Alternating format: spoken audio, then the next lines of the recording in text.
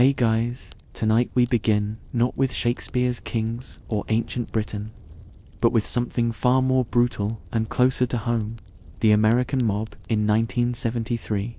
Because believe it or not, the same story of family betrayal, power, and madness that shocked audiences for centuries ago fits perfectly into a world of smoke-filled social clubs, Lincoln Continentals, and loyalty bought with blood. From Manhattan penthouses to South Bronx ruins, this tale of an aging crime boss and his 3 daughters is less about crowns and kingdoms, and more about territories and respect currencies that vanish the moment you give them away.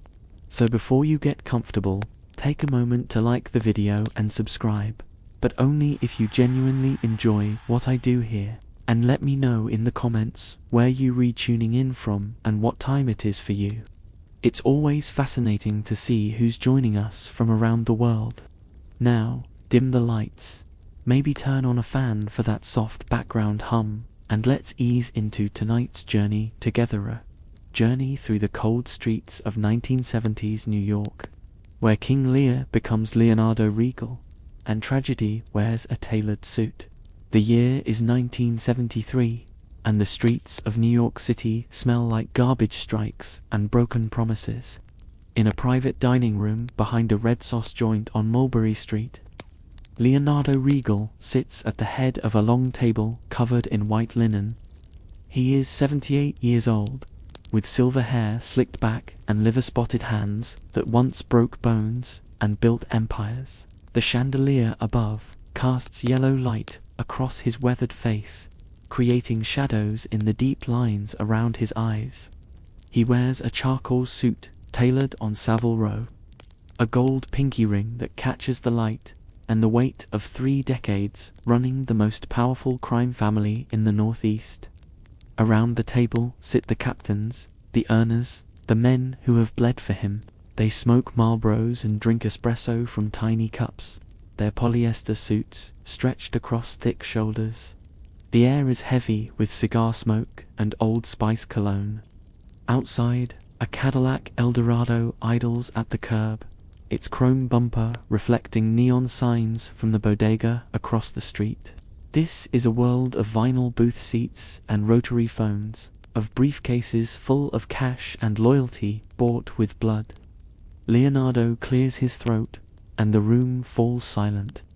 He has called this meeting to announce his retirement, to divide his territories before time or the feds do it for him. He has 3 daughters, no sons, which in this world is both a blessing and a curse. His empire stretches from the docks of Brooklyn to the casinos of Las Vegas, from the unions of New Jersey to the drug corridors of Miami. He built it with his fists and his cunning, and now he will give it away while he still has the power to choose. His eldest daughter, Gina, sits to his right. She is 42, dressed in a burgundy pantsuit with wide lapels, her dark hair teased and sprayed into a helmet. Gold jewelry glints at her wrists and throat. She married Alphonse Gallo, a made man with political connections and a taste for cocaine that he thinks he hides well. Gina has her father's eyes, dark and calculating, and she knows how to smile while planning your funeral. She runs the numbers, rackets, and the loan sharking operations, and she does it with a cruelty that makes even the old-timers nervous. Regina, the middle daughter, sits across from Gina. She is 38, wearing a tight black dress and too much mascara, her blonde hair falling in Farrah Fawcett waves. She married Cornwall Russo, a capo who controls the waste management contracts and the construction unions. Regina is clever and ruthless, a woman who learned early that in a man's world, you use every weapon you have.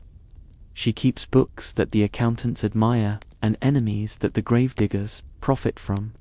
Her smile is all teeth, her laugh like broken glass. At the far end of the table sits Cordelia, the youngest at 29. She wears jeans and a simple white blouse, her dark hair pulled back in a ponytail. No jewelry except for a silver cross on a chain, a confirmation gift from her grandmother. She has just returned from 2 years in California, trying to escape the family business, trying to build something clean. She works with community organizers in the Bronx, helping immigrants navigate the system her father has corrupted. She looks tired and sad, because she knows why she has been summoned, and she knows she will disappoint him. Leonardo stands, his chair scraping against the floor. The captains lean forward. He speaks in a voice still strong despite his years, a voice that has ordered hits and blessed weddings, that has lied to grand juries and whispered prayers in church. He announces his plan. He will divide his empire into 3 parts, 1 for each daughter. But first, he wants to hear them speak. He wants them to tell him, in front of these witnesses, how much they love him, how much he means to them. It is a test, a ritual, an old man's need for validation before the darkness comes. Gina stands immediately, her rings catching the light. She speaks of devotion beyond measure, of a love deeper than the Hudson River, wider than the Atlantic. She says her father is her sun and moon, her reason for breathing. The words pour out like honey, sweet and thick and practiced. The captains nod approvingly. Leonardo smiles and announces that she will receive the Brooklyn territories, the dock unions, and the sports betting operations, a fortune worth millions annually. Regina rises next, determined to outdo her sister. She speaks of love beyond words, beyond life itself. She says she would die for him, that her heart beats only because he wills it. She clutches her chest dramatically, and a few of the older captains wipe their eyes. Leonardo, moved, grants her the New Jersey waste contracts, the trucking unions, and the loan sharking territories. Another fortune, perhaps even richer than her sister's share. Now all eyes turn to Cordelia. Cordelia feels the weight of their stares like cigarette burns on her skin. The room smells of garlic and testosterone and expectations she cannot meet. She stands slowly, her chair quiet against the carpet. Her father looks at her with eyes that remember teaching her to ride a bicycle in Little Italy. Eyes that once held kindness before the business hardened them into stones. She speaks quietly, truthfully. She says she loves him as a daughter should love a father, no more, no less. She will not perform, will not lie, will not play this game. She has a husband now, Frank Fontaine, an honest construction worker she met in California. A man with dirt under his nails and no blood on his hands. When she marries him next month, she will owe her love to him as well. She cannot promise her father everything when everything is a lie. The silence that follows is like the moment before a car bomb detonates. Leonardo's face turns the color of old brick. His hands grip the table edge, knuckles white. The captains shift in their seats, suddenly fascinated by their espresso cups. They have seen him angry before, have seen him order men fed to pigs, but this is different. This is personal. This is a daughter rejecting him in front of his entire organization. He erupts. His voice fills the room like thunder, like the roar of the elevated train outside. He calls her ungrateful, disloyal, dead to him. He says she was always his favorite, and that makes her betrayal cut deeper than any federal indictment. With shaking hands, he divides her portion between Gina and Regina, adding the Las Vegas casinos and the Miami drug corridors to their already substantial territories. Cordelia will receive nothing, not a dollar, not a territory, not even his name if he could take it back. Kenneth Romano, called Kent by everyone who knows him, rises from his seat. He is 65, built like a fire hydrant, with a face like a catcher's mitt and scars that tell stories he has never spoken aloud. He has been Leonardo's underboss for 40 years, since they were young men hijacking trucks in Queens. He wears a brown suit that has seen better days and a fedora that belongs to an earlier era. He is loyal to his bones, which makes what he does next an act of either courage or suicide. Kent tells Leonardo he is making a mistake. He speaks respectfully but firmly, his Brooklyn accent thick as cement. Cordelia is the only one who spoke the truth, he says. The other two are lying through their capped teeth, and any fool can see it. Dividing the empire like this, based on flattery instead of competence, will destroy everything they built. He begs Leonardo to reconsider, to see reason, to remember who he was before pride ate his brain. Leonardo's hand moves to his hip, an old instinct, though he carries no gun anymore. He banishes Kent immediately. 72 hours to leave New York, to disappear, to become a ghost. If he is seen after that, he is a dead man. The captains stare at their hands. No one speaks up. No one risks the old man's fury. Kent removes his fedora, places it over his heart in a gesture of respect, and walks out. The door closes behind him with a sound like a casket lid.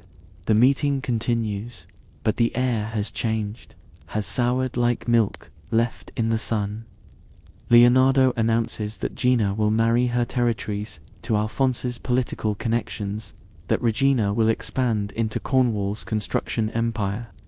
He will split his time between their homes, keeping a small crew of bodyguards, maintaining the respect due a retired boss. He seems suddenly older, smaller, diminished by his own rage. Cordelia stands to leave. Her father will not look at her. Gina smirks behind her wine glass. Regina examines her manicure, her red nails like drops of blood. Cordelia walks out into the New York night, into air that smells of roasted chestnuts and exhaust fumes. Frank waits for her in his battered Ford pickup truck, looking out of place among the Lincolns and Cadillacs. She climbs in, and they drive away from Little Italy, away from the only world she has ever known. Inside the restaurant, Leonardo signs papers that his consiglia has prepared.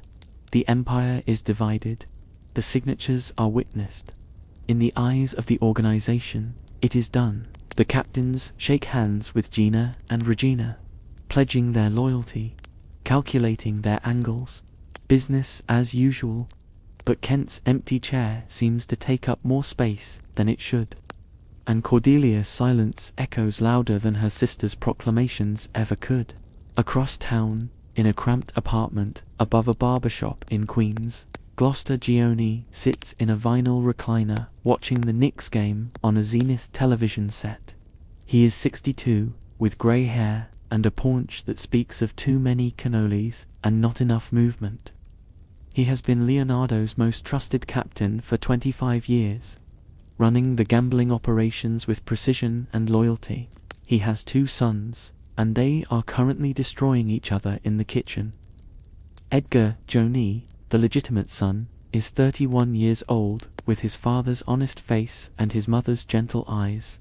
He wears horn-rimmed glasses and a cardigan sweater, works as a bookkeeper for the family's legitimate businesses, the front companies that launder money and file taxes. He is straight-laced, reliable, boring. He has never made his bones, never will. He believes in doing things right, in the old codes, in honor among thieves. Edmund Gioni, the bastard son, is 28 and hungry. His mother was a cocktail waitress at the Copa, a woman Gloucester bedded during a weekend when his wife visited her sister in Providence. Edmund has his mother's sharp cheekbones and his father's ambition multiplied by resentment. He wears a leather jacket and platform shoes, his hair grown fashionably long. He works as a collections enforcer, and he is good at it, too good. He smiles when he breaks fingers. The old-timers see it and worry. Edmund has been listening to the news about Leonardo's division of power, and he sees opportunity like a shark smells blood in the water. He watches his brother Edgar, so comfortable in his legitimacy, so secure in his father's affection, and something dark moves in his chest. He forges a letter, using Edgar's typewriter while his brother is at work. The letter suggests that Edgar is planning to move against their father, to take control of his operations while he is still useful, to put him in a nursing home when he becomes a liability. Edmund places the letter where his father will find it, then performs surprise and horror when Gloucester reads it. The old man's hands shake as he holds the typed pages. Edmund whispers poison about Edgar's recent questions about power of attorney, about his brother's comments about how the old ways are dying. Gloucester's face crumbles like wet newspaper. His legitimate son, his pride, plotting against him. Edmund suggests caution, investigation, but plants the seeds deep. He is patient. He has waited 28 years to be seen as equal. He can wait a little longer. Meanwhile, in a luxury penthouse overlooking Central Park, Gina and Regina meet without their husbands. The apartment belongs to Gina.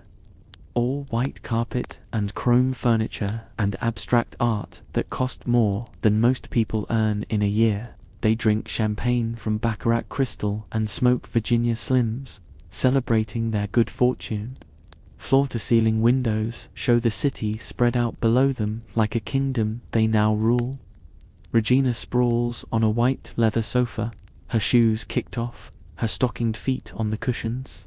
She speaks first, her voice sharp with impatience. Their father plans to split his time between their homes, bringing his crew of bodyguards, his demands, his interference. She did not inherit half an empire to have the old man looking over her shoulder, questioning her decisions, treating her like a child. Gina agrees, swirling champagne in her glass. She stands by the window, her reflection ghostly in the darkened glass. She speaks of autonomy, of respect, of the need for clear leadership. Their father had his time. Now it is theirs. The bodyguard crew he wants to maintain is excessive, expensive, and embarrassing. 10 men following him around like he is still the boss. They need to trim it down, assert control, show the organization who really runs things now. They make a pact, right there with the Manhattan skyline as witness. When Leonardo comes to stay with either of them, he will be treated with courtesy but not deference. His crew will be reduced. His access to decision-making will be limited. He is retired, and retired men do not run things. They play bocce and feed pigeons and wait for death. The sisters clink glasses, their laughter sharp as knives. That same night, Kent sits in a bus station in Newark, his fedora pulled low, watching the clock tick toward his deadline. He has nowhere to go, no family outside the organization, no life beyond the one he built beside Leonardo Regal.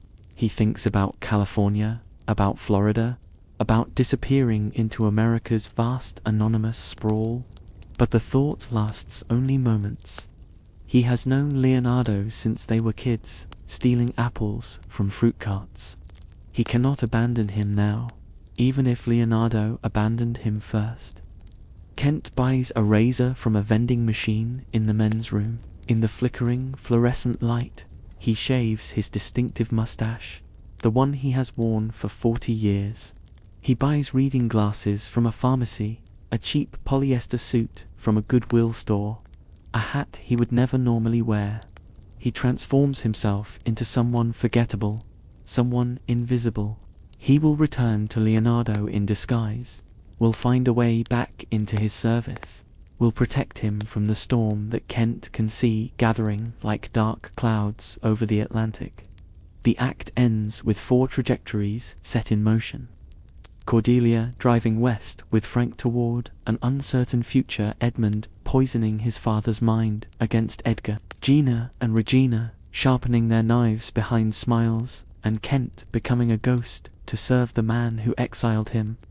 Above it all, Leonardo Regal sits in his study, surrounded by photographs of his dead wife and his 3 daughters as children, believing he has secured his legacy when he has actually signed its death warrant.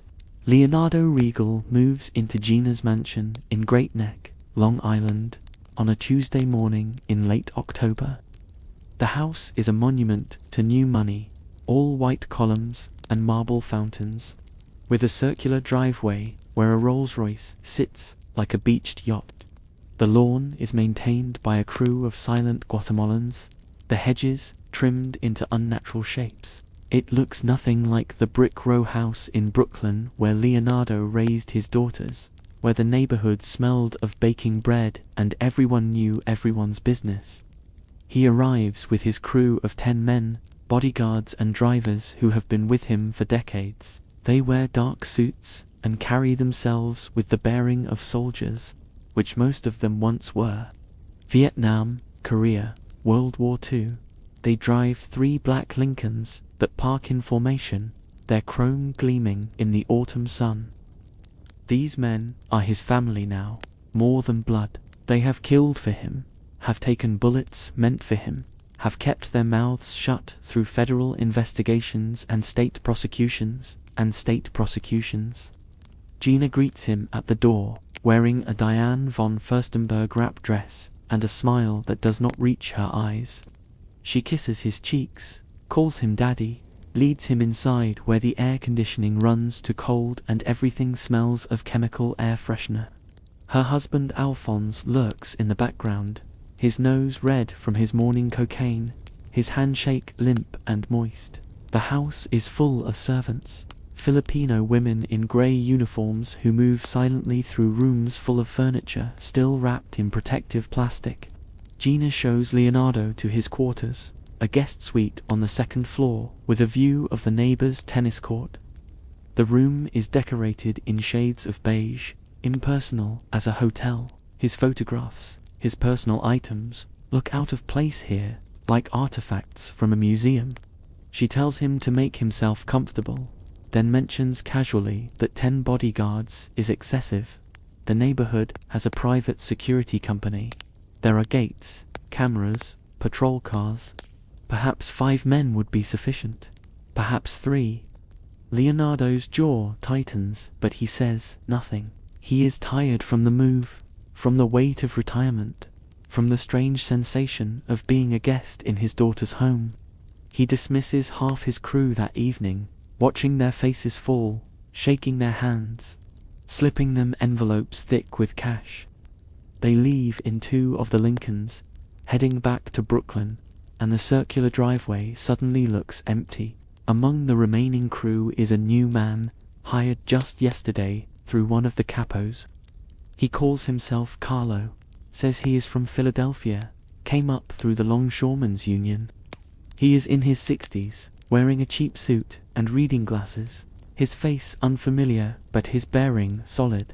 He speaks little, watches much, stays in the background. No one recognizes Kent Romano beneath the disguise. Not even Leonardo, whose eyes are dimmed by age and anger and disappointment. There is another man in Leonardo's reduced entourage, younger than the others. Johnny Sales, they call him, though no one remembers why. He is 35, short and wiry, with quick eyes and a mush. He grew up in the neighborhood, ran numbers for Leonardo as a teenager, graduated to driving and light enforcement. He has a gift for reading people, for seeing through bullshit, for speaking truths that others only think. He is the fool in a world of killers, using humor as armor. Johnny watches Gina's treatment of her father and makes jokes that cut close to bone. He comments on the small room, the reduced crew, the way Alphonse talks over Leonardo at dinner. He does it with a smile, with the privilege of someone who has known the family forever, but his words plant seeds. Leonardo laughs, but the laughter sounds hollow.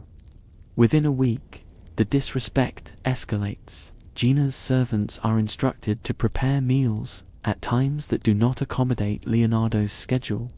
His remaining bodyguards are told to park their Lincoln on the street, not in the driveway. Alphonse holds business meetings in the study, meetings Leonardo is not invited to, discussing territories that were Leonardo's to build. Phone calls come for the old boss, but Gina screens them, decides which are important enough to pass along. Johnny Sayles narrates it all in the voice of a Catskills comedian. He jokes that they should check if Leonardo's room has a lock on the outside. He suggests they verify the soup for poison. He performs a bit about retirement homes in Florida with concrete shoes instead of shuffleboard. The other bodyguards tell him to shut up, to show respect, but Johnny cannot help himself. The truth demands to be spoken, even in jest. Leonardo calls a sit-down with Gina.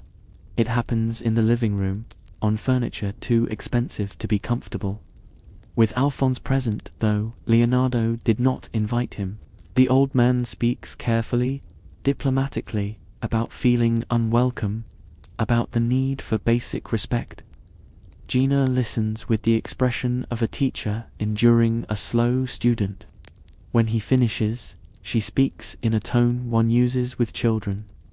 She explains that times have changed, that the old ways are dying, that his constant presence with bodyguards makes her neighbors nervous. She has to live here, has to maintain appearances, has to run a legitimate-looking life. She suggests that perhaps he would be more comfortable at Regina's place in New Jersey. Perhaps Regina has more space for his needs. The words are polite, but the message is clear. You are a burden, old man, and burdens get shifted around. Leonardo leaves that night, his pride wounded, his remaining 3 bodyguards following in the single Lincoln. Kent, disguised as Carlo, drives. Johnny Sayles rides shotgun, silent for once, recognizing that some moments are beyond jokes.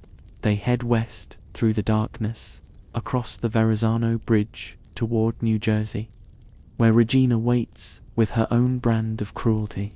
Regina's estate sits in the Pine Barrens of New Jersey, a sprawling ranch-style compound surrounded by scrub pines and sandy soil.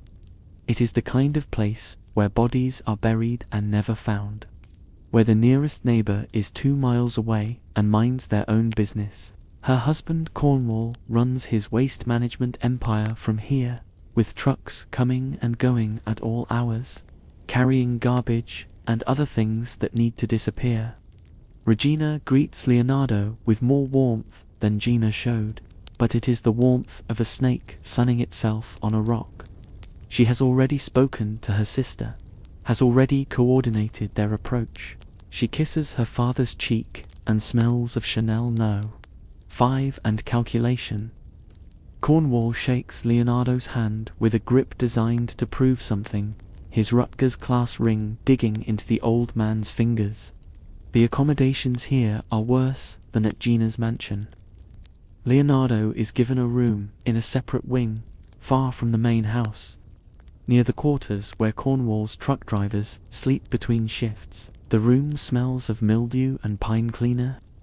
The window looks out at a gravel parking lot where garbage trucks idle, their diesel engines coughing black smoke into the autumn air. There is a twin bed, a dresser with a broken drawer, a television that gets 3 channels when the weather cooperates. Johnny Sayles takes one look and launches into a routine about being sent to summer camp in hell. He asks if they get bunk beds, if there will be s'mores, if the garbage trucks sing them lullabies. Leonardo does not laugh. Kent, still disguised as Carlo, quietly unpacks the old man's belongings, trying to make the space livable. The 3rd bodyguard, Fat Paulie, sits on the bed, and it groans under his weight like a dying animal. Regina wastes no time asserting control. That first evening, she informs Leonardo that 3 bodyguards is still excessive. Cornwall's men provide security for the compound. There are dogs, alarms, enough firepower to stop an army. 1 man should be sufficient as a personal attendant. Perhaps even that is unnecessary. After all, Leonardo is retired, no longer a target, no longer relevant enough to require protection. Leonardo explodes. His voice fills the cheap room like thunder, like the old days when his word was law and men trembled. He built this world, he screams. He made them. Every dollar they have, Every scrap of power comes from his blood and his cunning. He will not be treated like some senile uncle shuffled to the attic. He demands respect, demands his crew, demands to be treated like the boss he spent 50 years becoming. Regina lets him finish, examining her fingernails throughout the tirade. When silence finally falls, she speaks in a voice like ice water. She reminds him that he divided the territories, that he gave away his power, that he chose retirement. He cannot have it both ways. He cannot be retired and still command an entourage. He cannot give away his empire and still expect to be treated as emperor. The words cut deeper than any knife. Johnny Sayles is dismissed that night. Fat Paulie the next morning. They leave reluctantly, worried, but orders are orders, even when they come from someone other than the original boss. Kent remains invisible in his disguise, the only protection Leonardo has left, though the old man does not know it. Meanwhile, back in Queens, Edmund's poison continues to work. Gloucester has confronted Edgar about the letter, and Edgar's genuine confusion only makes him seem more guilty, like a psychopath who believes his own lies. Edmund plays the concerned brother, suggesting that Edgar might be having some kind of breakdown, might need help. He mentions that Edgar has been drinking more, seems stressed, mutters to himself. All lies, but delivered with such concern that Gloucester begins to doubt his own judgment. Edgar, sensing danger but not understanding its source, decides to leave town for a few days, to give his father space, to figure out what is happening. This is exactly what Edmund hoped for. Flight implies guilt. Edmund whispers to his father that Edgar has run, has probably gone to meet with conspirators. Gloucester's heart breaks completely. He calls in favors, puts out word that Edgar is to be brought in for questioning. The son he loved is now marked, hunted, by the father he would die to protect.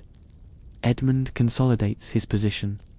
He begins appearing at Gloucester's side at family meetings, taking notes, offering suggestions. The captains notice the shift, note that the bastard son is rising while the legitimate heir has fallen.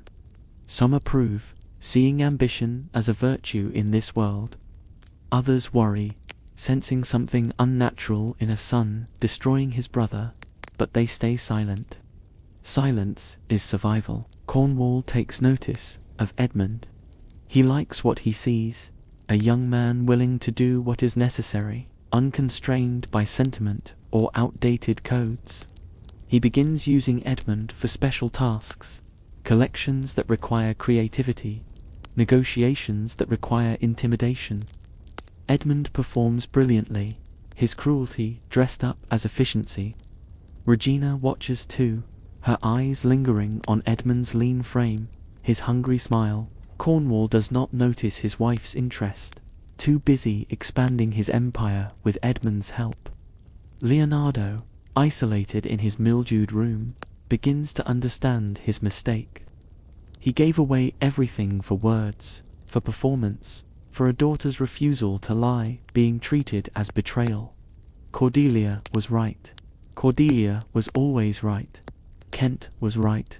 Everyone who loved him truly tried to warn him, and he destroyed them for it. The realization arrives like a heart attack, sudden and devastating. He asks Kent, whom he knows only as Carlo, to drive him to a payphone. The compound has phones, but Regina monitors them, decides who gets through. Leonardo needs privacy.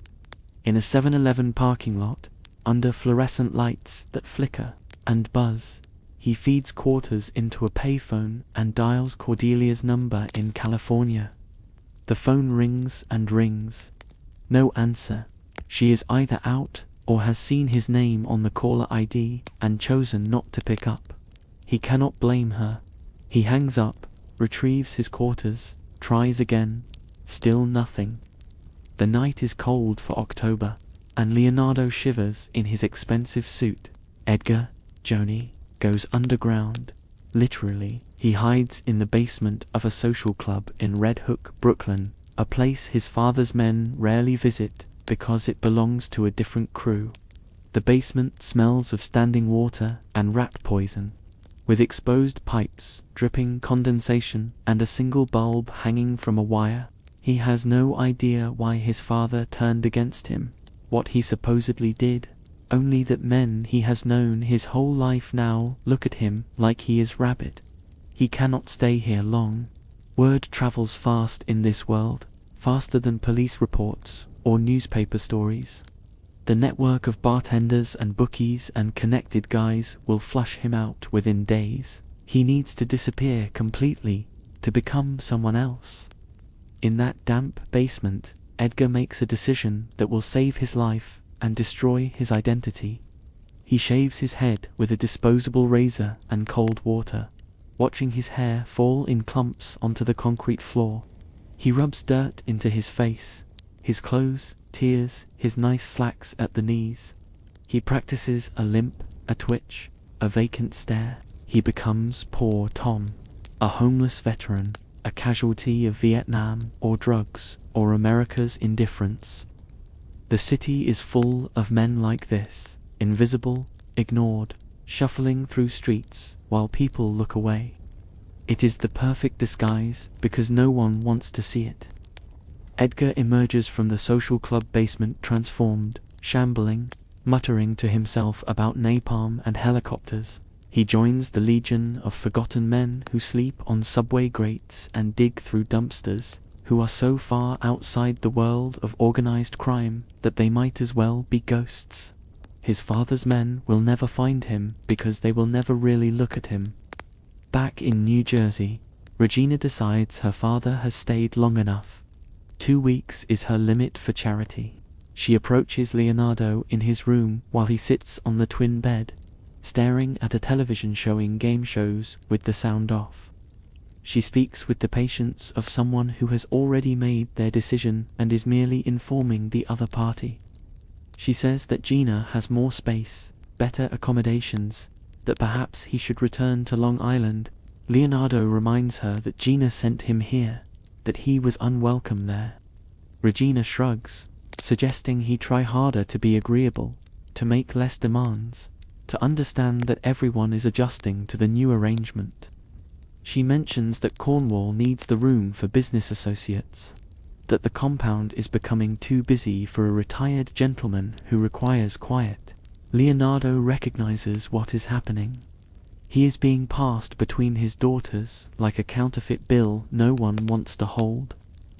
The empire he built, the loyalty he commanded, the respect he earned, all evaporated the moment he signed away his power. He is learning the cruelest lesson of all in this world. You are only as valuable as your current position, not your past achievements. He refuses to call Gina, refuses to beg. Instead, he makes another decision, one born of pride and desperation and dawning madness. He will leave both daughters, will strike out on his own, will see if any of the old crews still remember what he did for them. Kent tries to dissuade him, speaking in Carlos' voice, but with Kent's concern. The old man will not listen. He has Leonardo's stubbornness multiplied by humiliation. They leave at night, Leonardo and Kent, in the Lincoln, with its tank half full. They drive toward the city through darkness, past the pine barrens where bodies sleep in shallow graves, past the refineries of Elizabeth with their towers of flame, across the Goethals Bridge into Staten Island. Leonardo directs Kent to the homes of old captains, men who owed him everything. The first house belongs to Tony Greco, who ran the Fulton Fish Market for 20 years under Leonardo's protection. Kent rings the doorbell while Leonardo waits in the car, his collar turned up against the November wind. Tony comes to the door in a bathrobe, his face going pale when he sees Leonardo through the window. He speaks to Kent on the porch, never inviting them in, explaining that he heard Leonardo was with his daughters now, that the territories are divided, that he reports to Regina's husband Cornwall. He wishes the old boss well, but cannot offer hospitality. It might be misunderstood, might seem like he is choosing sides. The door closes with terrible finality. They try 3 more houses, 3 more rejections, each more painful than the last. Men who Leonardo made wealthy, who Leonardo protected from prosecution and rivals, who swore oaths of loyalty, now turn him away like a door-to-door salesman. The message is clear. Power is present tense, and Leonardo's verbs are all past. By midnight, they sit in a diner in Bay Ridge. Leonardo staring at coffee he does not drink, while Kent, still in disguise, watches with an aching heart. Johnny Sayles finds them there, having heard through the network that the old boss was driving around looking pathetic.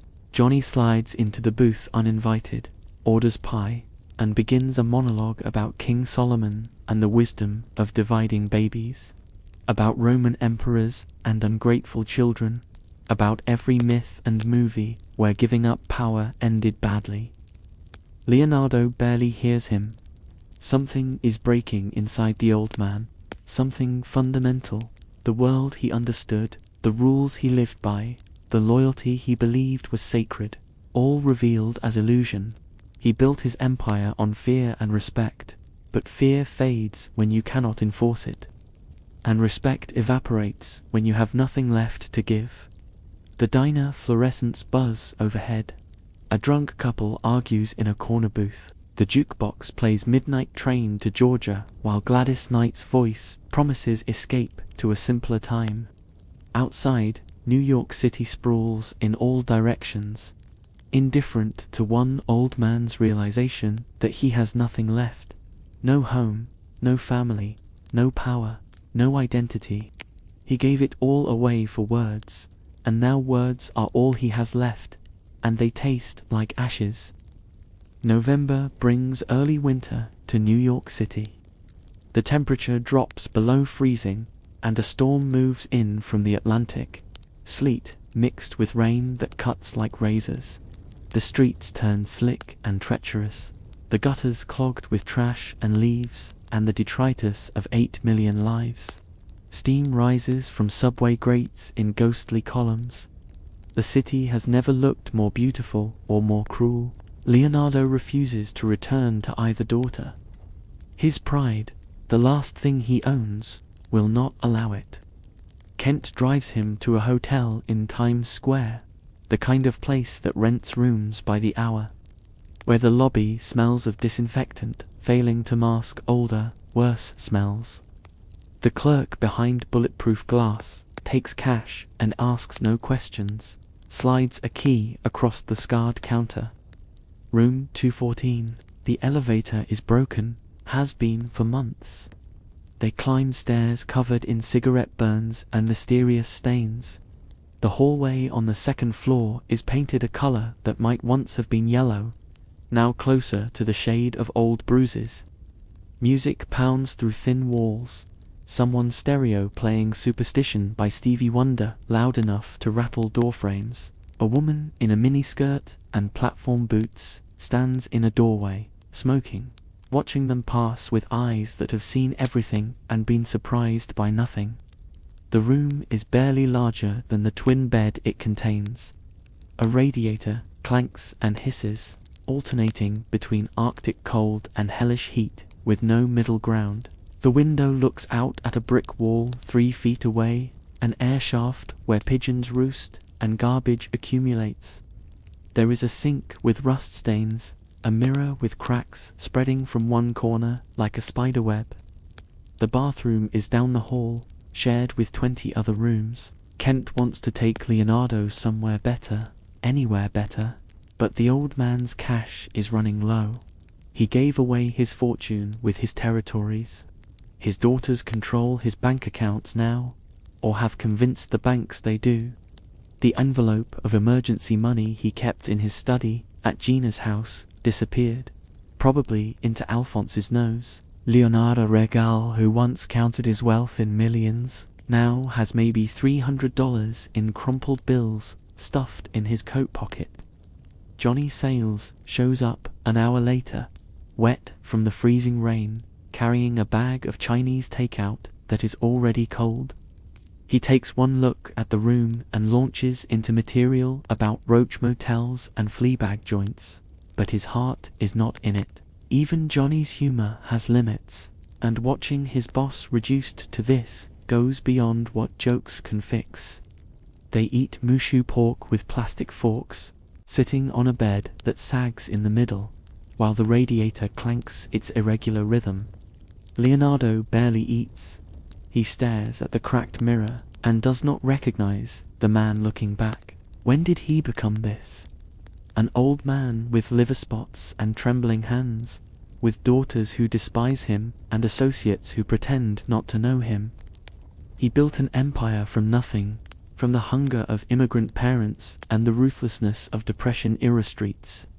He survived gang wars and federal investigations, rivals and rats. 5 decades of a business where most men do not last 5 years, and for what? To die alone in a Times Square flophouse, while his daughters divide his legacy like vultures fighting over a corpse. He begins to talk, his voice rising, filling the small room.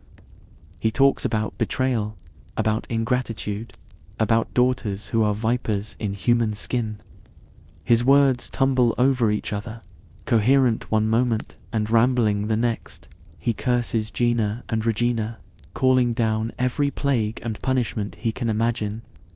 Kent and Johnny exchange worried glances. This is not anger anymore. This is something breaking. Leonardo stands, paces the tiny room in 3 steps each direction. He pulls at his hair, pounds his fist against the wall hard enough to bring shouts from the next room. He speaks of justice and revenge, of cosmic unfairness, of a world that rewards lying daughters and punishes honest ones. He remembers Cordelia suddenly, her quiet refusal to perform, and realizes with devastating clarity that she was right. She was always right, and he destroyed her for telling the truth. The storm outside intensifies. Sleet hammers against the single window. Wind howls through the gaps in the frame. The lights flicker, dim, threaten to go out completely. Somewhere in the building, a woman screams in either passion or distress. It is impossible to tell which. A siren wails past on the street below, dopplering into distance. Leonardo makes a decision. He will go out into the storm. He will walk through this city he helped build, this city that no longer knows him. He will expose himself to the elements, will feel something real, something pure, even if that something is just cold and wet and pain. Kent tries to stop him, grabbing his arm, but Leonardo shakes him off with surprising strength. The old man walks out of room 214, down the stairs with their mysterious stains, through the lobby where the clerk does not look up from his racing form, out into the freezing rain of a New York night. He wears only his suit, no coat, his fedora providing no protection. Within seconds he is soaked, his expensive suit clinging to his frame, revealing how much weight he has lost, how frail he has become. Kent follows, of course. Kent will always follow. Johnny Sayles comes too, shouting at Leonardo to come back inside, to not be crazy, but his words are torn away by wind that funnels between buildings like a river through a canyon. They walk into Times Square, into the neon and the rain, where adult theaters advertise triple features and peep shows flash their promises in pink and yellow light. Leonardo stands in the middle of Times Square, arms spread wide, face turned up to the freezing rain. Water streams down his face, into his eyes, his mouth, soaking through his clothes until they weigh 10 pounds more than when he started. Taxis splash through puddles, spraying filthy water. Tourists hurry past under umbrellas, giving the crazy old man wide berth. A mounted police officer watches from across the street, but does not intervene. The city has thousands of crazy old men. One more makes no difference. Leonardo shouts at the sky, at God, at whoever is listening. He demands to know what he did to deserve this. He gave his daughters everything, his empire, his legacy, his trust, and they rewarded him with contempt. He asks the storm to punish them, to strike them down, to make them feel one fraction of what he feels. His voice cracks, goes hoarse, but he keeps shouting. Kent stands behind him, rain dripping from his cheap fedora, saying nothing, just bearing witness. They wander south, past the pornography shops and the wig stores, past the bus terminal where runaways arrive, looking for dreams and find nightmares. Johnny Sayles trails behind, his leather jacket, no protection against this weather, his platform shoes filling with water. They walk until the bright lights fade, until they reach the darker streets near the Hudson, where warehouses crouch like sleeping monsters and the piers extend into black water. In an alley between two abandoned buildings, they find a homeless encampment, cardboard boxes arranged like a shantytown, a oil drum fire that someone keeps burning despite the rain, 5 or 6 men huddled around it in layers of ragged clothing. They look up as Leonardo approaches, their faces suspicious, territorial. This is their spot, their fire, their small piece of nothing. One figure separates from the others. He is younger than the rest, his head shaved, his clothes torn and filthy, a wild look in his eyes. He shakes and mutters, talks to people who are not there. Poor Tom, he calls himself, his voice cracked and strange. Poor Tom's a cold. He speaks of Vietnam, of tunnels full of rats, of villages burning, of friends whose names he cannot remember any more. He shivers violently, his teeth chattering like dice in a cup. Leonardo stares at poor Tom and sees himself. Both of them cast out, both reduced to nothing, both victims of a world that uses men and discards them. The old gangster, for the first time in 50 years, feels something like empathy. He has spent his life taking from people, breaking them, using their desperation as leverage. He never considered what it felt like to be broken, to be desperate, to be the one begging for mercy. He offers poor Tom his jacket, the expensive suit coat that is now soaked and ruined anyway. The young man takes it with shaking hands, wraps it around his shoulders over his other rags. Edgar, beneath his disguise, recognizes something in this old man's eyes but cannot place it. The fire reflects in Leonardo's face, creating shadows that make him look ancient, biblical, like a prophet who has seen too much. They sit by the fire, the mob boss and the homeless men, and for a moment the distinctions that separate them dissolve. Rich and poor, powerful and powerless, all equal in the cold and the rain. Kent crouches beside Leonardo, ready to pull him away if danger appears. Johnny Sayles accepts a bottle wrapped in a paper bag from one of the men, takes a sip of something that tastes like gasoline, passes it along.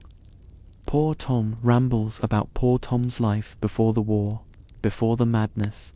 He speaks in fragments about a father who was good to him, about a brother who betrayed him, though the details are confused, buried under layers of calculated insanity. Leonardo hears echoes of his own story, his own betrayal.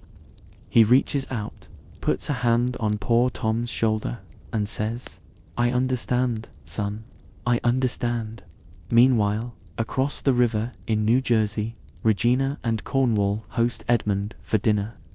The three of them sit in the formal dining room, crystal and china and silver serving pieces.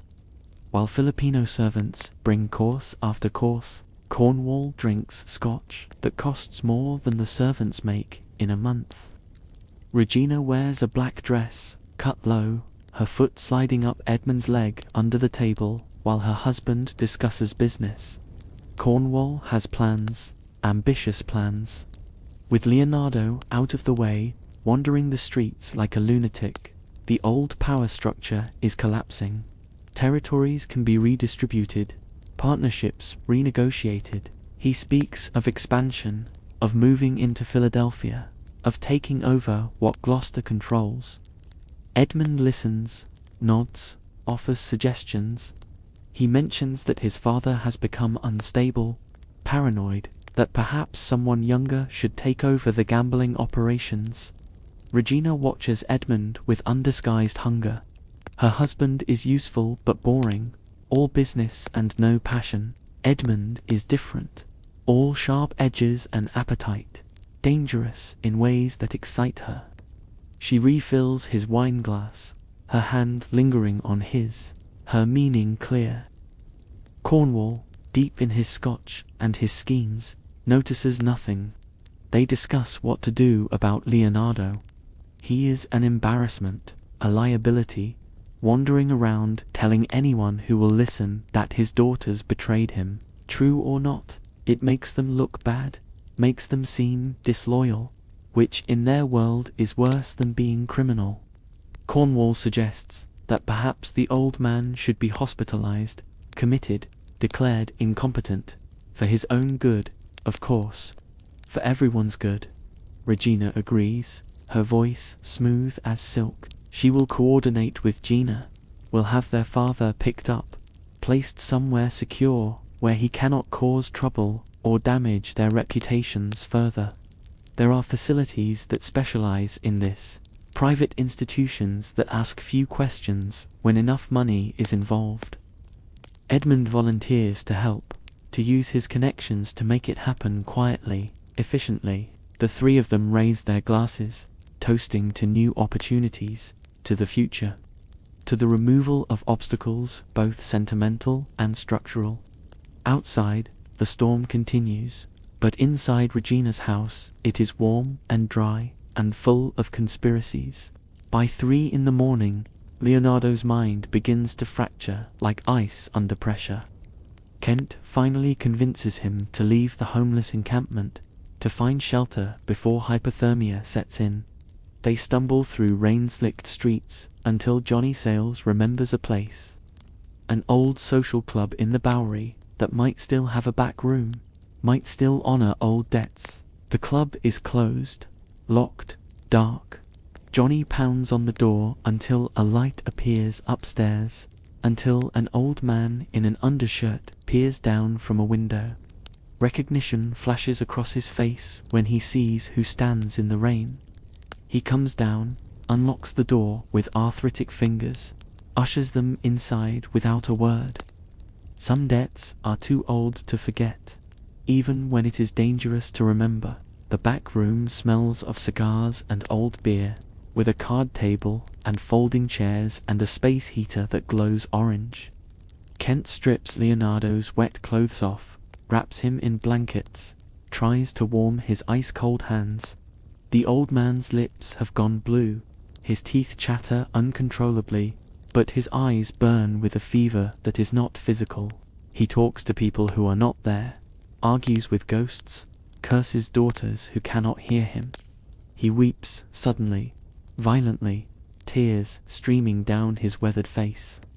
He speaks Cordelia's name over and over, apologizes to the empty air, begs forgiveness from a daughter who is 3,000 miles away. Kent holds him, this man he has followed for 40 years, this boss who exiled him, and feels his own tears mixing with Leonardo's. Johnny Sayles turns away, unable to watch, pretending to examine the liquor bottles behind the bar.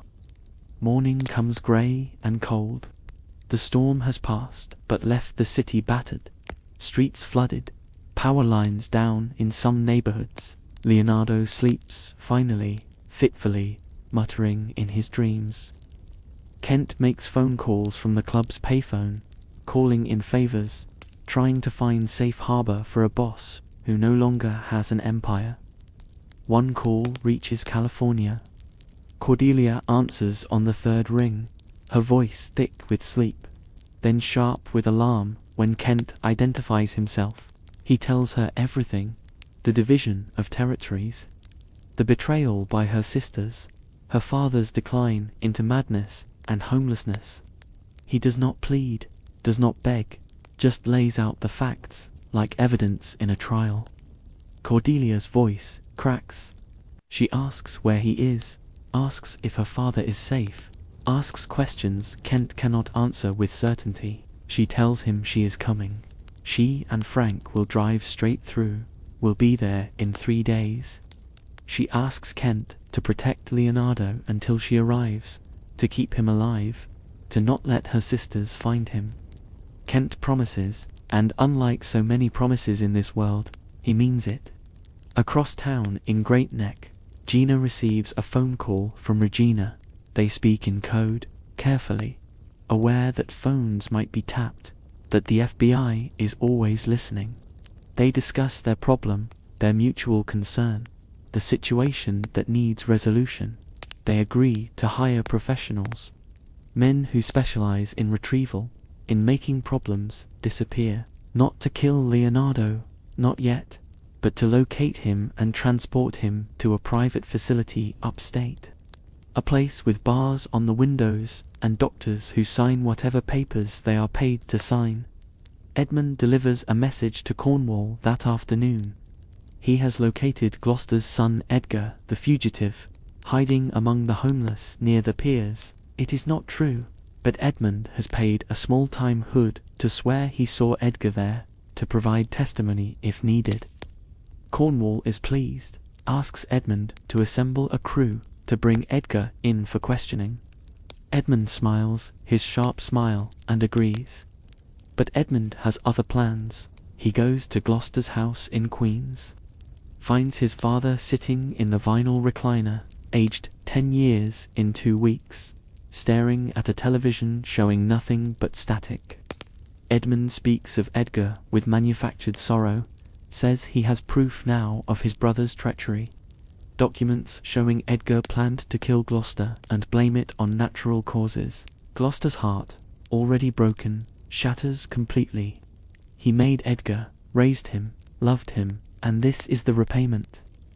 Edmund kneels beside his father's chair, puts his head on the old man's lap in a gesture of filial devotion, and smiles where his father cannot see. He has won. The legitimate son is destroyed. The bastard son is ascending, and no one suspects the truth. That evening, Cornwall's men burst into the social club in the Bowery. 6 of them, carrying pistols and baseball bats, moving with the efficiency of professionals. The old man who owns the club protests weakly, is pushed aside. They find the back room, find Leonardo wrapped in blankets, find Kent standing between them and their target. Kent fights. Even in his 60s, disguised and diminished, he is dangerous. He puts 2 of them down before the others overwhelm him, beating him with the bats until his ribs crack, until blood fills his mouth. Johnny Sayles tries to help and gets pistol whipped for his trouble, goes down like a dropped puppet. Leonardo, wrapped in blankets and madness, barely understands what is happening. They drag Leonardo out to a waiting van, a white panel van with no windows, the kind that appears in nightmares. They throw him in the back, drive away into the grey morning while Kent lies bleeding on the floor and Johnny Sayles groans, and the old man who owns the club calls no one. Because calling police is not something people in his world do. The van heads north, toward institutions and imprisonment, toward the fate Gina and Regina have arranged. But fate, as always, has its own arrangements. On the FDR Drive, heading toward the Bronx, another car intercepts them. Not police, not feds, but something else. The something else that happens when you hurt people's fathers, when you cross lines even criminals respect. The van pulls over. Voices are raised. In the confusion, Leonardo slips out the back door and runs, still wrapped in a blanket, into the wasteland of abandoned buildings and empty lots that line the highway, disappearing like smoke. Leonardo wanders through the South Bronx like a ghost haunting his own life. The blanket wrapped around his shoulders is filthy now, dragging through puddles and garbage. His feet, still in his expensive shoes that are falling apart, bleed from blisters and cuts. He does not know where he is going, does not care. Buildings surround him like broken teeth, windows boarded or shattered, walls covered in graffiti that shouts messages he cannot decode. This is New York City in 1973, the year the city nearly died. Entire neighborhoods abandoned, burned out, left to rot. The South Bronx is the worst of it, block after block of urban decay, where landlords torch their own buildings for insurance money and junkies nod out in doorways, and children play in lots full of rubble and hypodermic needles. It looks like a war zone, like footage from Vietnam, like the end of something that will never be rebuilt. Leonardo talks to himself, to ghosts, to God. He no longer distinguishes between present and past, between memory and hallucination. He sees his dead wife walking beside him, young again in her wedding dress, smiling. He sees his daughters as children, before greed and ambition poisoned them, before he taught them that power was the only thing worth having. He sees the men he killed, or ordered killed, a parade of corpses stretching back 50 years. In a burned-out apartment building, he finds poor Tom huddled in a corner, shivering despite the relative shelter. Edgar has been living here for days, surviving on discarded food and rainwater, committed fully to his disguise because commitment is the only thing keeping him alive. He does not recognize Leonardo at first, sees only another lost soul, another casualty of the city's indifference. They sit together in the ruins, two men destroyed by family. Leonardo, in a moment of clarity, tells his story. An old man who gave away everything for love and received hatred in return. Edgar listens, recognizes the tale as Gloucester's story too. A father betrayed by a son, though Edgar does not know which son yet. The parallel is exact, perfect, as if fate is working from a script. Poor Tom speaks of poor Tom's father, a good man destroyed by lies. He speaks in riddles and fragments, but the truth is there for anyone listening carefully. Leonardo, even in his madness, hears it. He reaches out, touches poor Tom's face with trembling fingers, and says, "We are all fools, son. Every one of us." Meanwhile, Cordelia's Ford pickup truck crosses the George Washington Bridge into New York. She has driven for 3 days straight, stopping only for gas and coffee, while Frank took turns at the wheel. They arrive in a city that looks nothing like the one she left, or perhaps she just never noticed how broken it was, how the wealth and power of her family's world existed in a bubble surrounded by desperation. She makes phone calls from a gas station in Washington Heights, tracking down Johnny Sales through a network of bartenders and bookies. She finds him in a hospital in Queens, his jaw wired shut, his face a palette of purple and yellow bruises. He writes messages on a notepad, tells her what happened, where to start looking. His eyes fill with tears when he sees her, relief that someone who actually loves Leonardo has finally come. Kent is in the same hospital, 3 floors up, with broken ribs and a punctured lung. The doctors wanted to call the police about his injuries. Obvious assault, but he refused, discharged himself against medical advice. Cordelia finds him in the parking lot, trying to tape his ribs himself, his disguise maintained even now. She does not recognize him until he speaks, until Kent's voice comes from Carlo's face. They embrace, carefully, aware of his injuries. Kent tells her everything, his voice rough with pain and emotion. She asks why he came back after her father exiled him. Kent shrugs, winces at the movement, says, "Where else would I go? He's my boss. More than that, he's my friend." Even when he forgets it. Together, Cordelia, Frank, and Kent begin searching. They drive through neighborhoods that Frank cannot believe exist in America. past buildings that look bombed, past people living in conditions he thought only existed in war footage. Cordelia's face grows harder with each block.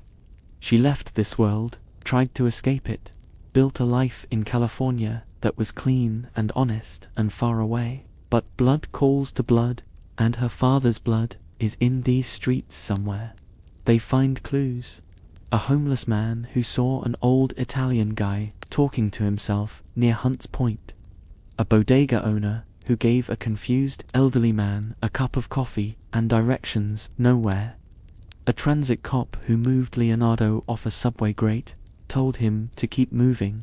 They follow the trail like breadcrumbs through a forest of concrete and despair.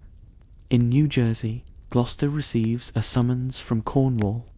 Business to discuss, territories to negotiate, opportunities in the new arrangement. Gloucester goes willingly, still loyal to the structure, still believing in the codes he has followed his entire life. Edmund drives him, playing the dutiful son, his hand on his father's shoulder, in what appears to be affection but is actually ownership. They arrive at Cornwall's compound in the Pine Barrens as darkness falls. Regina greets them at the door, her smile predatory. Cornwall waits in his office, a room with wood paneling and mounted deer heads and the ambience of masculine authority. Edmund ushers his father inside, then steps back, closing the door. Standing guard outside where he can hear what happens but not be implicated directly, Cornwall does not offer Gloucester a seat. That is the first sign. In their world, small gestures carry weight, and the absence of courtesy is a message written in invisible ink. Regina enters behind him, closes the door, leans against it with her arms crossed. The room suddenly feels smaller, the air thicker.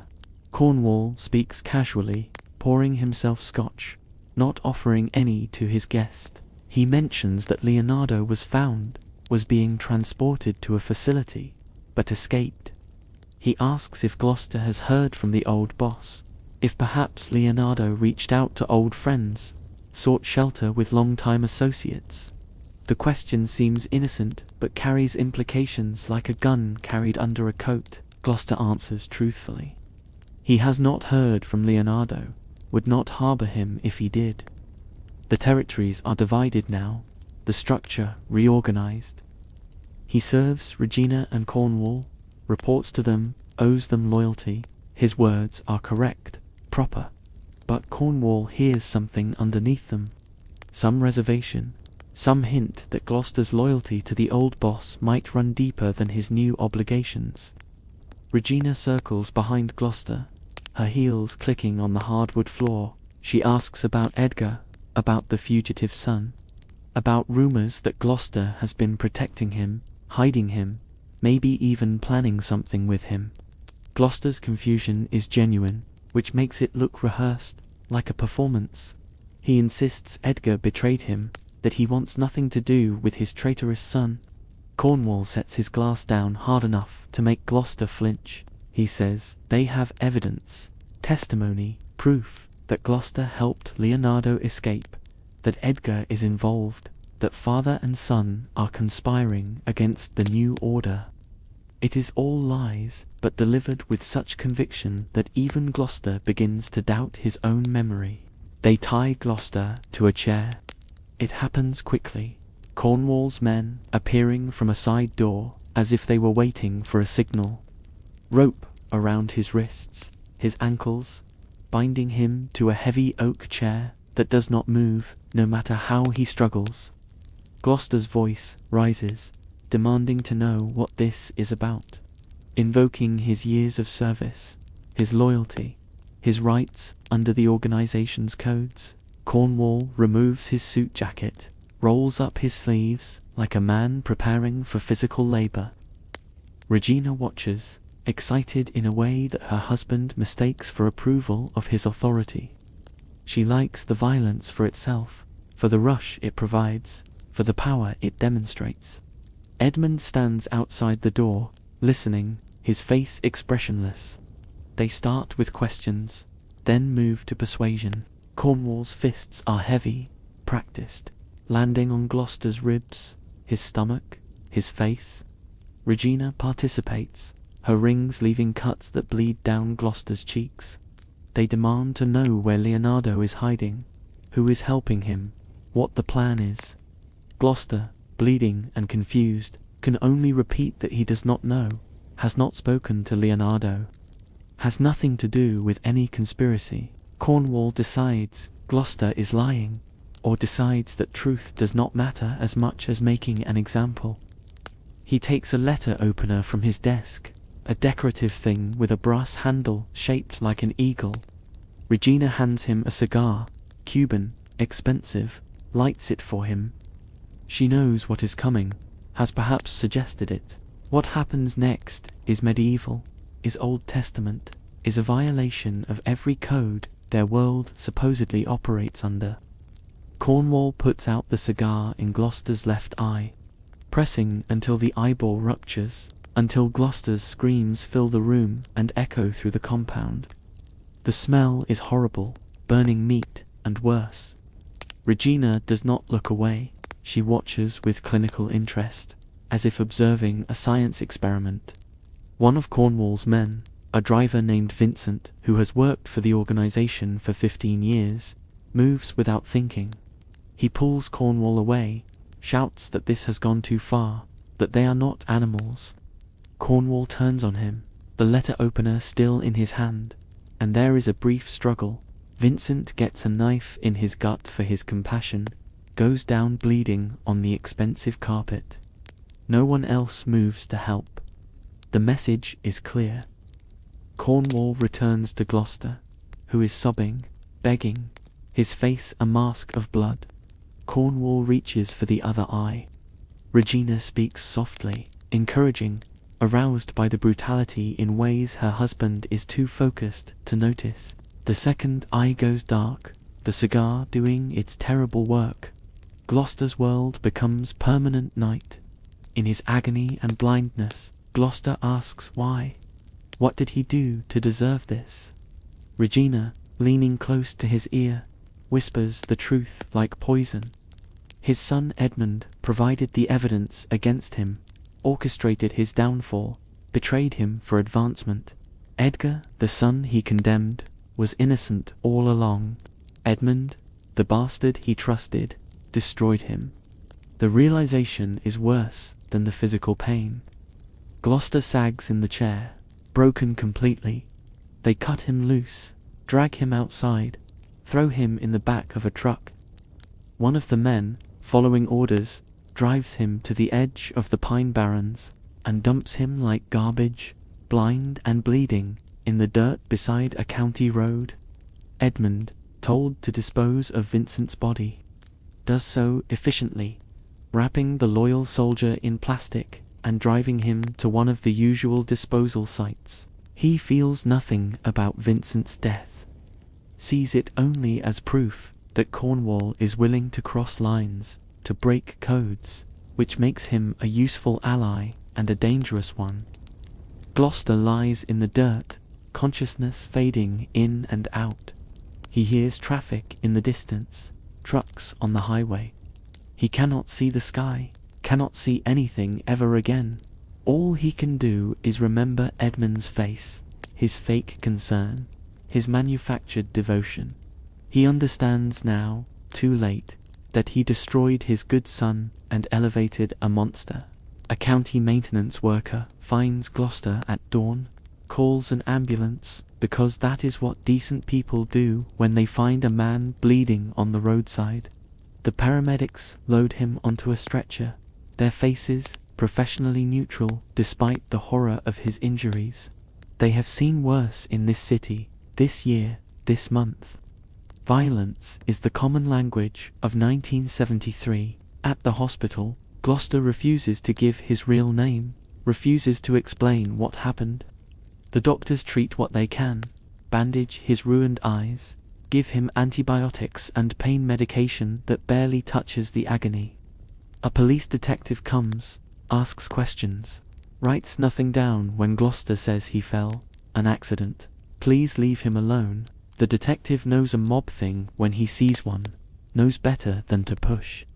Some investigations are career enders. Edgar, still disguised as poor Tom, hears about a blind man at the hospital through the homeless network, the invisible infrastructure of people society pretends not to see. Something in the description pulls at him, a familiarity he cannot name. He goes to the hospital, shambles through corridors until he finds the room, sees the man in the bed wrapped in bandages. Even blind, even broken, Edgar recognizes his father.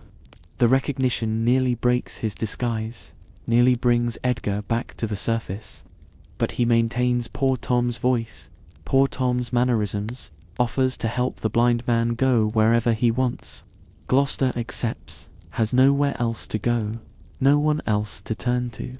He asks poor Tom to take him to the George Washington Bridge, says he wants to feel the air from the river, wants to remember what wind feels like. Edgar understands what his father intends. The bridge, the drop, the water below. Suicide, dressed as accident. He agrees, helps Gloucester into a taxi driven by someone who does not ask questions, who takes cash and does not remember faces. They ride through the city as morning traffic builds, the cabbie chain-smoking Winstons with the windows cracked.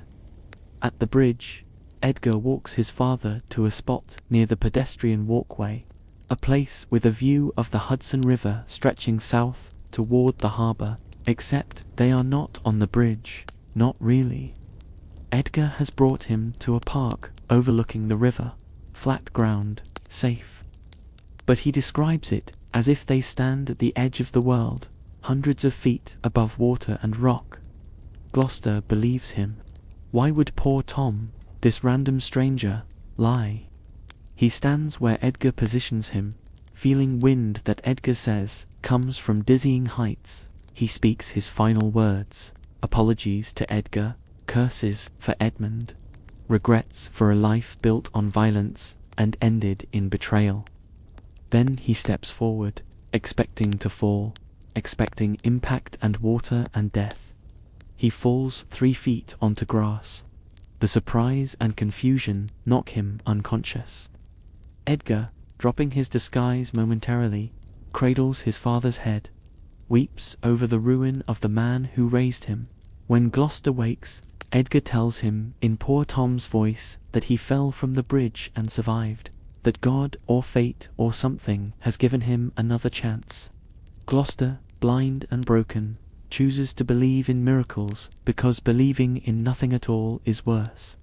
Cordelia's search finally succeeds. A transit cop remembers Leonardo, says he saw him near an abandoned building in the South Bronx, talking to another homeless guy, both of them wrapped in blankets like refugees. Cordelia, Frank, and Kent drive there as the sun sets, painting the broken buildings in shades of orange and gold that make them almost beautiful. They find Leonardo and Edgar together in the ruins, 2 men who have lost everything, who have only each other's shared misery for comfort. Leonardo does not recognize his daughter at first. He sees a woman, young, determined, but cannot place her in his fractured memory. Cordelia speaks his name, speaks her own, and watches understanding dawn in his eyes. The reunion is not the stuff of movies. Leonardo does not suddenly recover, does not snap back to sanity and strength. He weeps like a child, apologizes in a voice cracked and broken, asks forgiveness he does not deserve. Cordelia holds him, this man who exiled her, who chose pride over truth, who built an empire on blood and bones. She holds him because he is her father, because love is not conditional on worthiness, because someone has to stop the cycle of cruelty. Frank brings the truck around, helps Kent lift Leonardo into the cab. Edgar watches from the shadows, still poor Tom to anyone observing, but Cordelia sees through the disguise. She recognizes another exile, another victim of family betrayal. She gives him money, all the cash she has, tells him to disappear completely, to go somewhere the organization will never look. Edgar nods, accepts, watches them drive away. They take Leonardo to a small apartment in Yonkers that Frank rented under a fake name. It is clean, safe, far enough from the city to provide distance. Cordelia bathes her father, this man who once commanded armies of criminals, who once decided who lived and died with a gesture. He has become small, diminished, a cautionary tale about power and pride. In New Jersey, Edmund receives a promotion. Cornwall names him acting captain, puts him in charge of Gloucester's former operations. Regina attends the ceremony, her hand lingering on Edmund's as she presents him with a gold watch, an expensive token of appreciation. Their affair has not yet begun physically, but it has begun, the attraction and conspiracy and mutual recognition of appetites that exceed boundaries. Gina hears about Edmund's rise and makes her own approach. She invites him to dinner in Great Neck, without Cornwall, without Regina, just the two of them and Alphonse, who disappears into his cocaine after the first course. She offers Edmund opportunities, alliances, the chance to rise even higher. She touches his hand across the table, her meaning unmistakable. Edmund, playing both sisters against each other, accepts both propositions. The alliance between Regina and Gina fractures over Edmund like a bone under pressure. Both sisters want him, not just physically, but strategically. He is young, ruthless, unburdened by the old codes that made their father weak. He represents the future of the organization, a future where women can rule through men they control. Each sister believes she can be the puppet master. Neither realizes Edmund's strings are his own. Regina moves first. She arranges to meet Edmund at a motel off the New Jersey Turnpike, the kind of place with hourly rates and parking in the back. It is December now, cold enough that their breath fogs in the unheated room before she turns on the radiator. She wears a fur coat over nothing, her intention clear as the ice on the windows.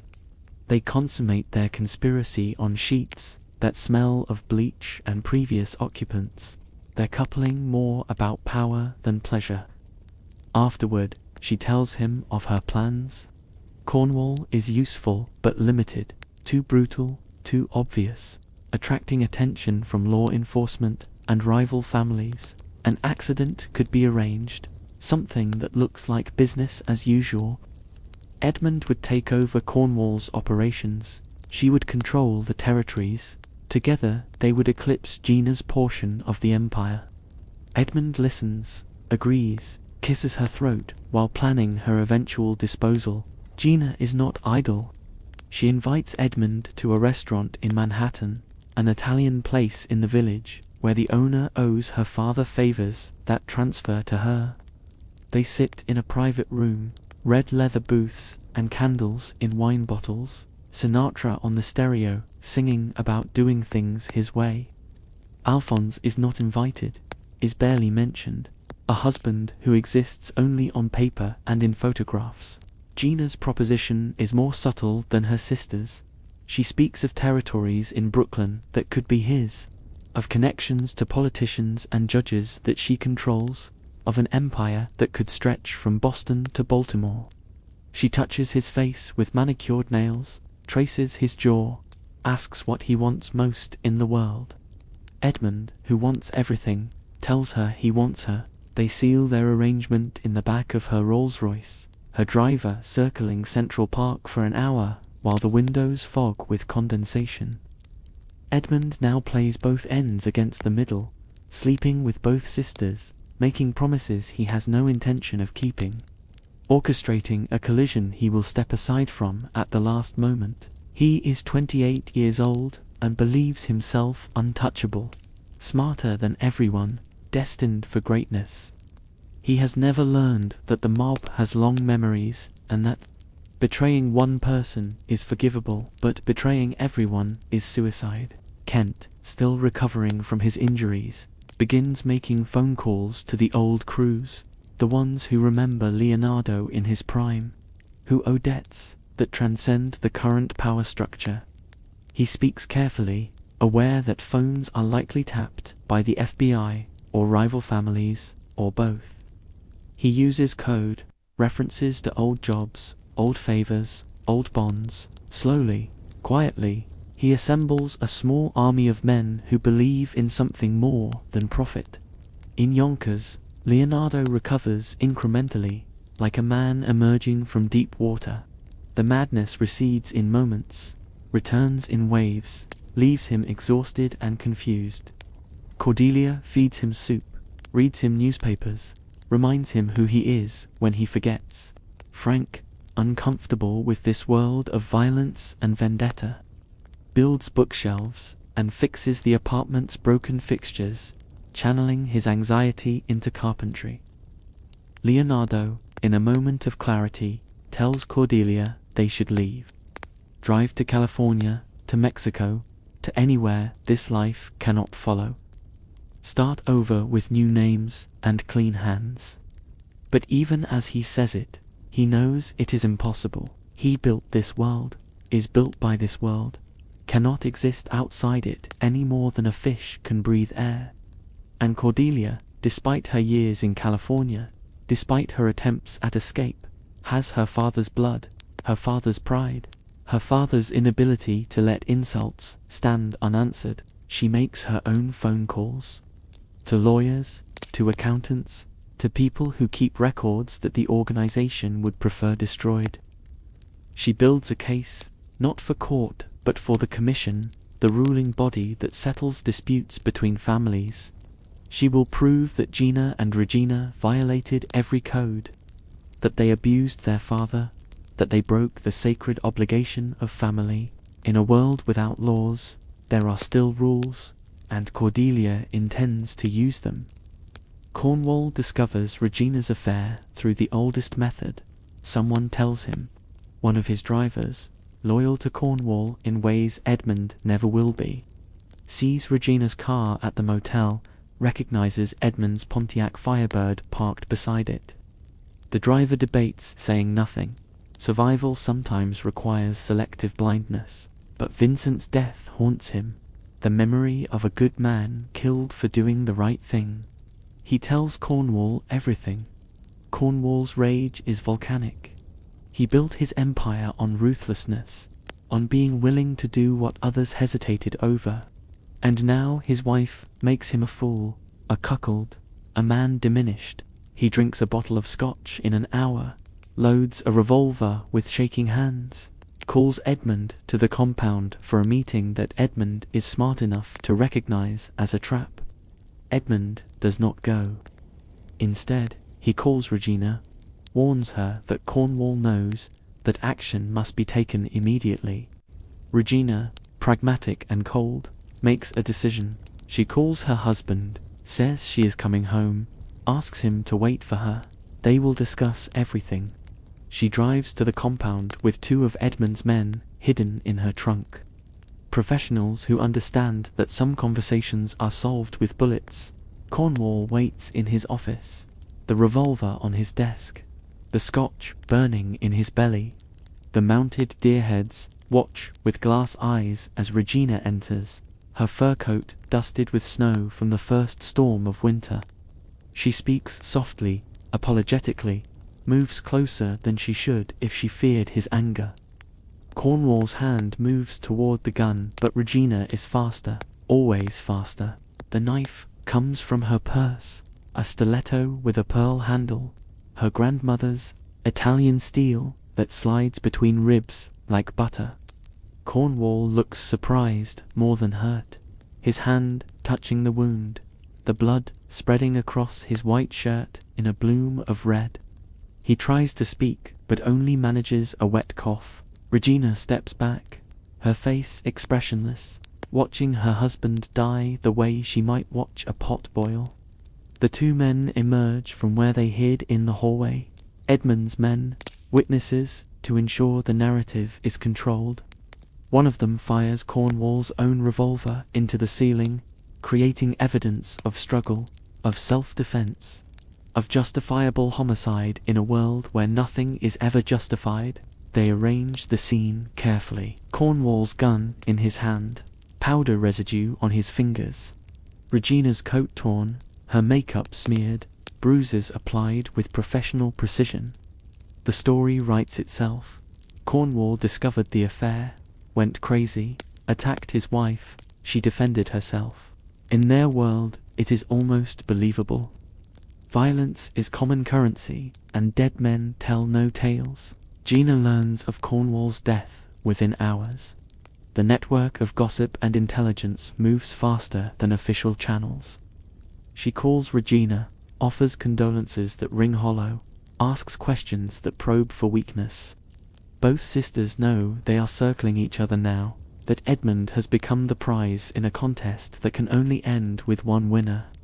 Neither knows Edmund has already decided both will lose. The commission calls a meeting.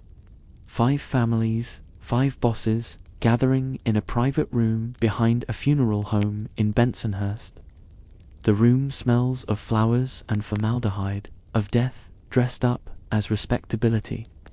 They sit around a table where agreements have been made and broken for 40 years, where Leonardo Regal once held court, where his exile has left a vacuum others seek to fill. Cordelia attends, representing her father, bringing Kent, whose disguise is finally abandoned, whose face the old bosses recognize with shock and respect. She brings documentation, testimony, evidence of her sister's violations.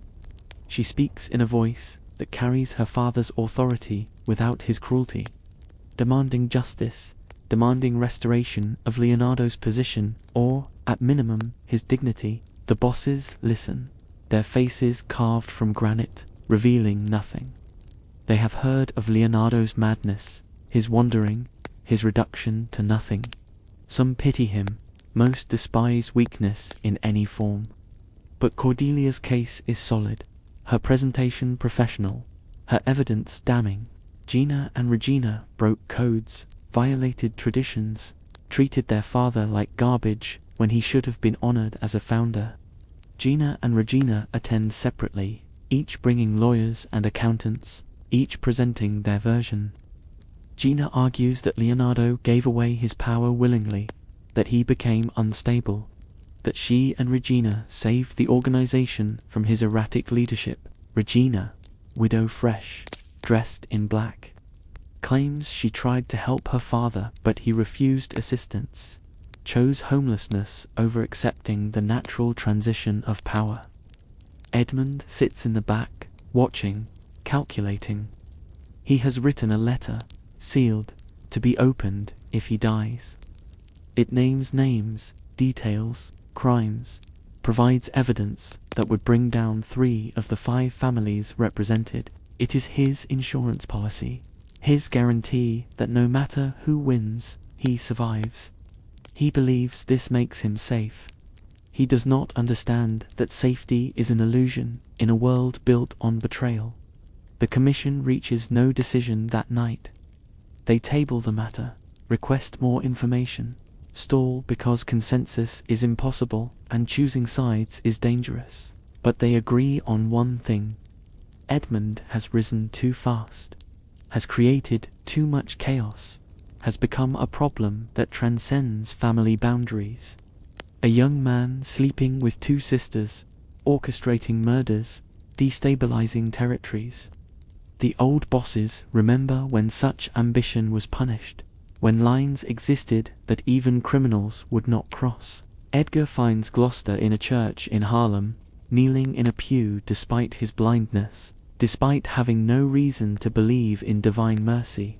Edgar, no longer poor Tom, speaks in his own voice for the first time in months. "Father," he says, and Gloucester weeps to hear it.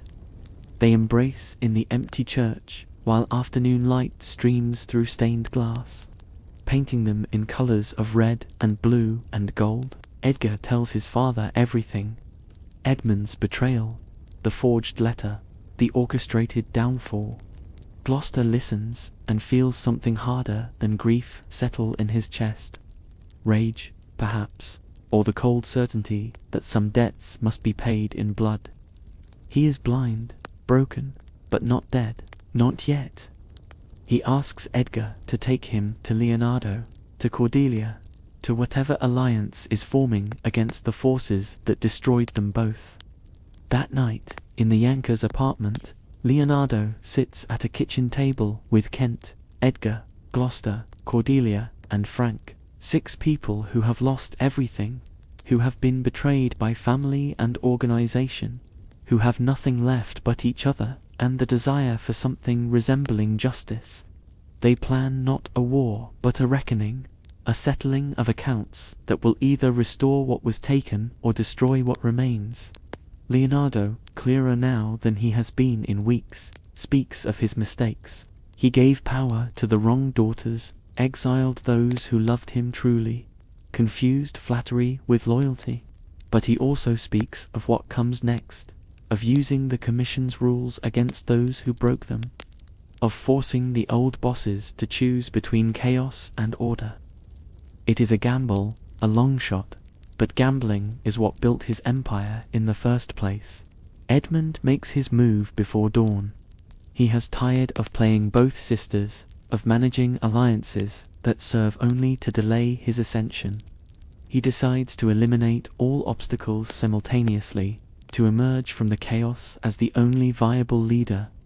He arranges a meeting with Cordelia, claiming he wants to negotiate, to find peaceful resolution. The meeting place is a warehouse in Red Hook, neutral territory, supposedly safe. Cordelia knows it is a trap, but goes anyway, bringing Frank and Kent, believing that some traps must be sprung to end the game. They arrive to find Edmund with a dozen men, professionals with shotguns and dead eyes. No negotiation happens. Edmund orders them taken, transported to a location where problems are solved permanently. In the struggle, Frank fights like the working man he is, all haymakers and desperation. He takes 3 bullets, goes down on the concrete floor, his blood spreading in a pool that reflects the warehouse's flickering fluorescence. Cordelia screams, fights, is subdued and dragged to a van. Kent, old and injured, cannot stop them, takes a rifle but to the skull that drops him unconscious. Edmund stands over Frank's body, checks for a pulse, finds none, feels nothing. He orders Cordelia taken to a garage in Canarsie, a place with plastic sheeting and drain grates, where the work can be done cleanly. But Edgar has been watching. He follows the van in a stolen Buick, keeping distance, planning without knowing what the plan is. At the garage, he sees Edmund's men drag Cordelia inside, hears her shouting Leonardo's name, demanding they show respect to a boss's daughter. Edgar knows he cannot take 12 armed men. He needs help, needs backup, needs what he no longer has. Gina receives a package at her Great Neck mansion. A bottle of wine, expensive, with a note from Regina suggesting they meet to discuss Edmund, to coordinate their approach before one of them gets hurt. The wine is poisoned, Regina's work, a solution to the sister problem that eliminates competition. Gina drinks it with dinner, alone, except for servants. Alphonse disappeared into his cocaine and his mistresses.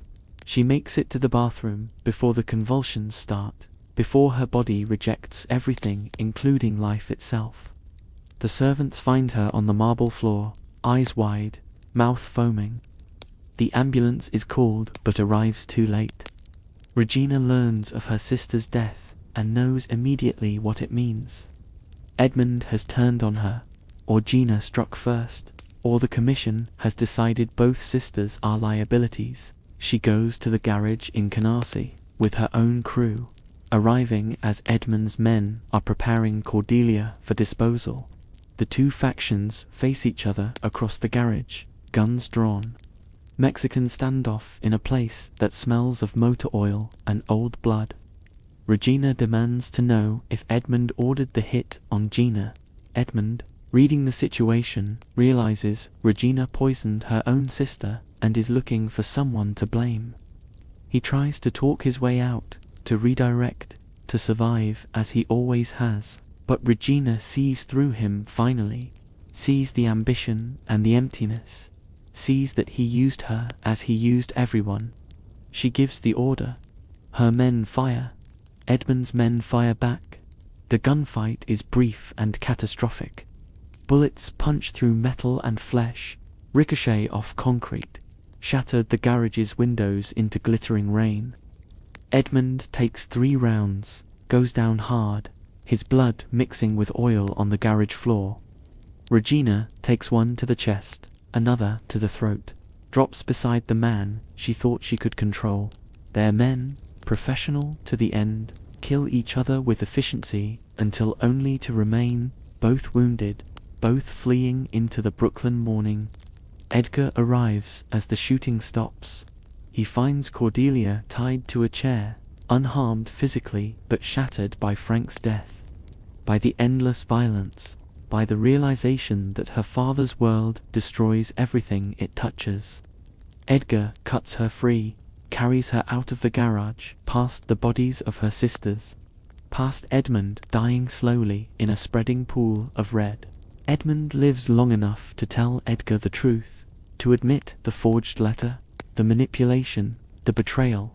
He asks for forgiveness, not because he deserves it, but because dying alone is the one thing he fears. Edgar gives him nothing, watches his half-brother's eyes go empty, feels no satisfaction in the revenge. They bring Cordelia to the Yonkers' apartment where Leonardo waits with Gloucester and Kent, who survived his injuries and returned. Leonardo holds his daughter, his only true daughter, and weeps for Frank, for the boy who loved her truly and died in the world Leonardo built. Cordelia does not weep. She has gone somewhere beyond tears, somewhere cold and distant. The commission meets again, surveys the wreckage of the Regal family.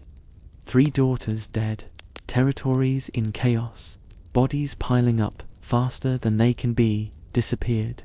They offer Leonardo his life and his freedom if he leaves New York, if he retires to Florida or California, if he disappears from the world he once ruled.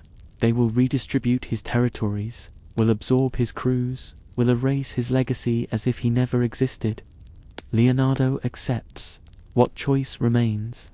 He has outlived his daughters, his empire, his relevance. He is 78 years old with nothing but regrets and the company of men who stayed loyal when loyalty meant nothing. Kent, Gloucester, Edgar, and Cordelia, these are his family now, bound not by blood but by shared tragedy. They drive west in 2 cars, leaving New York in the rearview mirror as winter settles over the city like a funeral shroud.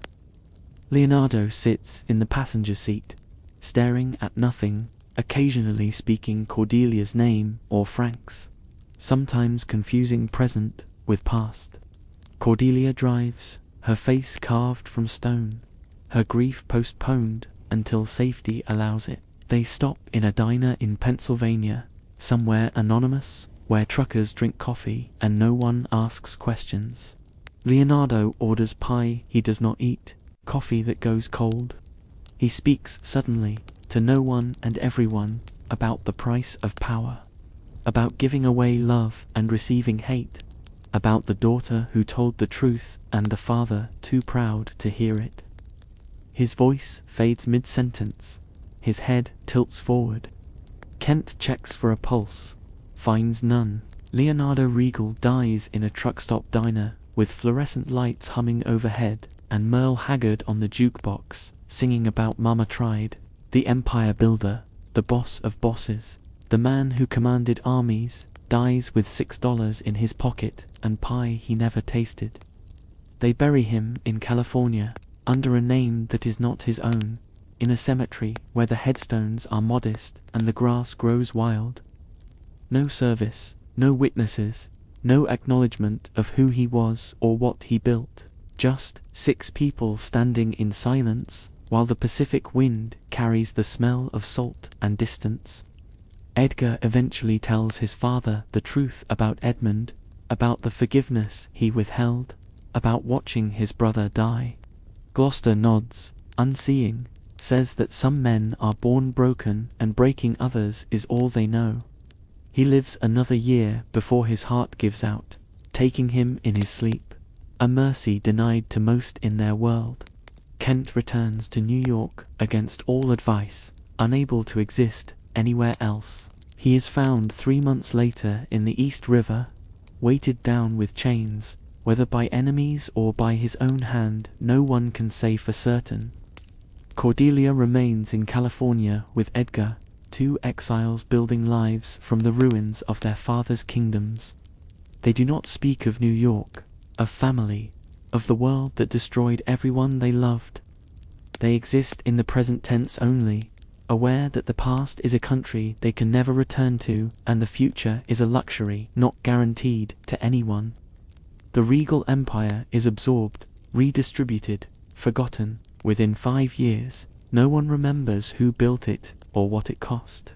This is how empires end, not with monuments or history books, but with silence, with graves marked by false names, with children who refuse to speak their father's stories. The city moves on because cities always do, indifferent to the tragedies played out in their shadows. Endless and unforgiving as the winters that bury everything eventually.